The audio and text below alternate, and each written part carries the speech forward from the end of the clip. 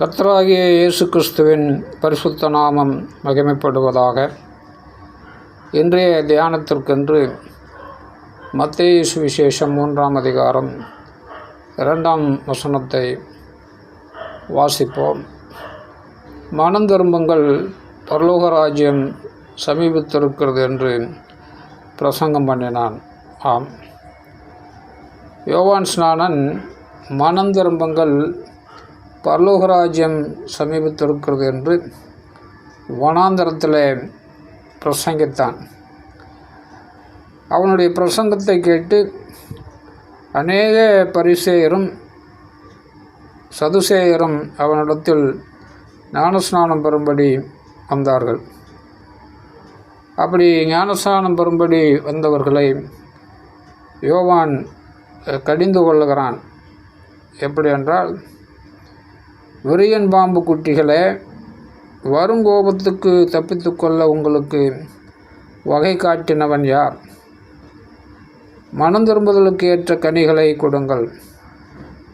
Abraham எங்களுக்கு தகப்பன் என்று உங்களுக்குள்ளே சொல்லிக்கொள்ள நினையாதிருங்கள்.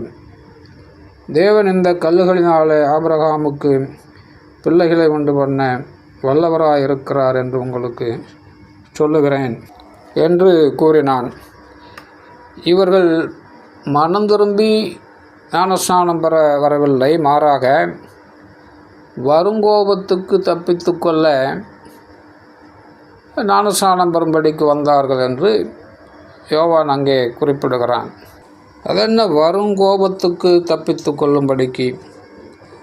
நீங்கள் சங்கீத புஸ்தகம் 2ஆம் அதிகாரம் கடைசி வசனம் 12ஆம் வசனத்தை வாசிப்போம் என்று சொன்னால், அதில் குமாரன் கோபம் கொள்ளாமலும் நீங்கள் வழியிலே அழியாமலும் இருக்கும்படிக்கு அவரை முத்தம் செய்யுங்கள். கொஞ்ச காலத்தில் அவருடைய கோபம் பற்றி எறியும். அவரை அண்டிக் கொள்ளுகிற யாவரும் பாக்கியவான்கள் என்று எழுதியிருக்கிறது. அதாவது இயேசு கிறிஸ்துவின் கோபம் அவர்கள் மேல் வராதபடிக்கு வரும் வழியிலே, இன்னும் அவர் வரவில்லை, அவர் வருவதற்கு முன்பாக அவரிடத்தில் அண்டிக் கொள்ளுங்கள், அவரை முத்தம் செய்யுங்கள். கொஞ்ச காலத்தில் அவருடைய கோபம் பற்றி எறியும் என்று எழுதப்பட்டிருக்கிறது. எனவே அவருடைய கோபத்திற்கு தப்பித்து கொள்ளும்படிக்கு பலர் ஞானஸ்நானம் பெறும்படிக்கு வந்தார்கள் என்று தெரிந்து அவன் அவர்களை கடிந்து கொள்ளுகிறான். உண்மையிலேயே மனம் திரும்பி அவர்கள் ஞானஸ்நானம் பெற வரவில்லை. இதே வார்த்தைகள் லூக்கா சுவிசேஷம் 3ஆம் அதிகாரத்திலும் கொடுக்கப்பட்டிருக்கிறது.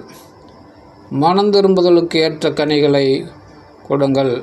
ஆபிரகாம் எங்களுக்கு தகப்பன் என்று உங்களுக்குள்ளே சொல்லத் தொடங்காதிருங்கள் என்று அங்கேயும் இதே வார்த்தைகள் சொல்லப்பட்டிருக்கிறது. மேலும் அதில் 3 கூட்டத்தார் அங்கே காண்பிக்கப்பட்டிருக்கிறது. அந்த 3 கூட்டத்தார் யாரென்றால், முதலாவது கூட்டத்தார் பொது ஜனங்கள். அவர்கள் ஞானஸ்நானம் பெறும்படிக்கு வந்து யோவான் சொன்ன அந்த மனம் திரும்புதலை குறித்த தெளிவு அவர்களுக்கு இல்லாதபடியால் நாங்கள் என்ன செய்ய வேண்டும் என்று கேட்கிறார்கள். இவைகள் லூக்கா 3ஆம் அதிகாரம் 10ஆம் வசனத்திலிருந்து 14ஆம் வசனம் வரைக்கும் கொடுக்கப்பட்டிருக்கிறது. இவர்களுக்கு அவன் பதில் சொல்லுகிறான். என்ன சொல்லுகிறான் பாருங்கள். 2 அங்கிகளை உடையவன் இல்லாதவனுக்கு கொடுக்க கடவன். ஆகாரத்தை உடையவனும் அப்படியே செய்ய கடவன் என்று அவர்களுக்கு பதில் சொல்லுகிறான். இன்னும் ஒரு கூட்டத்தார், இவர்கள் ஆயக்காரர், வரி வசூலிக்கிறவர்கள். அவர்களும் வந்து கேட்கிறார்கள், போதகரே, நாங்கள் என்ன செய்ய வேண்டும் என்று கேட்டார்கள். அதற்கு அவன், உங்களுக்கு கட்டளையிட்டிருக்கிறதுக்கு அதிகமாய் ஒன்றும் வாங்காதிருங்கள் என்றான். உங்களுக்கு எவ்வளவு வரி வசூல் செய்ய சொல்லியிருக்கிறார்களோ அதை மட்டும் வாங்குங்கள். உதாரணத்திற்கு 100 ரூபா வரி வசூலிக்க சொல்லியிருந்தால் அந்த 100 ரூபாய் மட்டும் வாங்க வேண்டும். மாறாக அதிகமாய் வாங்காதிருங்கள் என்று அவர்களுக்கு சொல்லுகிறான்.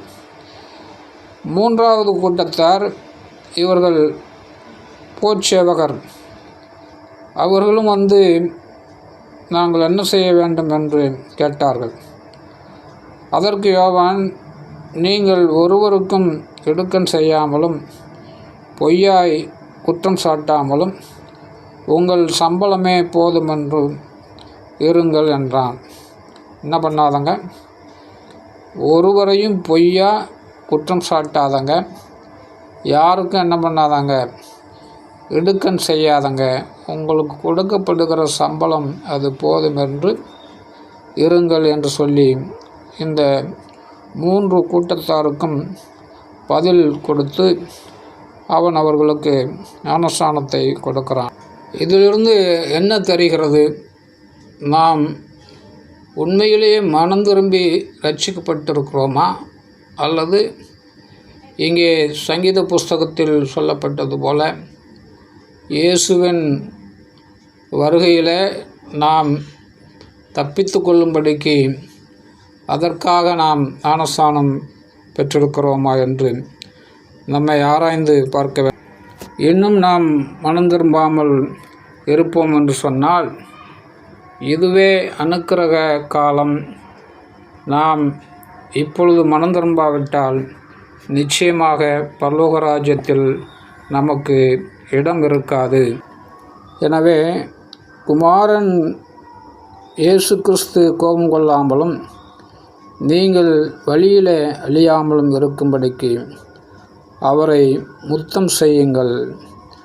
ஏனெனில் கொஞ்ச காலத்தில் அவருடைய கோபம் பற்றி எறியும். அவரை அண்டிக் கொள்ளுகிற யாவரும் பாக்கியவான்கள். ஆமென்.